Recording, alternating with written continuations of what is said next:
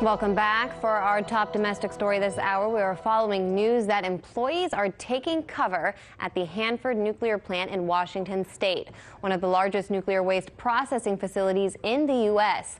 Employees at the waste treatment plant were allegedly told to go to the nearest take cover facility and to, quote, avoid eating and drinking until further notice, according to a text message published on social media.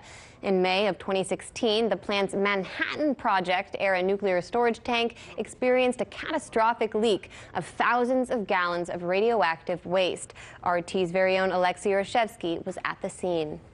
Now, Hanford Nuclear site had been producing nuclear-grade plutonium for decades. In fact, the plutonium made for the Fat Man bomb, which was dropped on the city of Hiroshima in Japan, was commissioned here.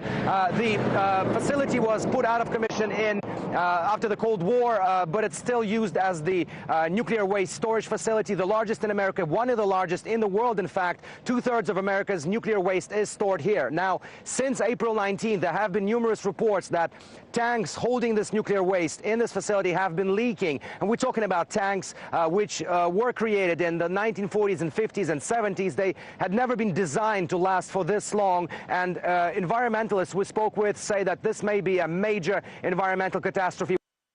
With the Hanford nuclear site in question, I spoke earlier with the spokesperson for the Plowshares Movement, Paul Magno. We don't always get a very good public reporting of what kind of hazards and exposures that workers at these facilities experience over the years. Certainly in the early years of what they used to call the peaceful atom, they learned as they went the nature of the hazards and damages that people who worked at these places, whether they were laboratory scientists or, more blue-collar plant workers, could be exposed to all kinds of hazards, radiation exposures that weren't understood in the 40s or early 50s, but weren't understood until the 60s or 70s, as we got to be a more mature knowledge of radiation damage.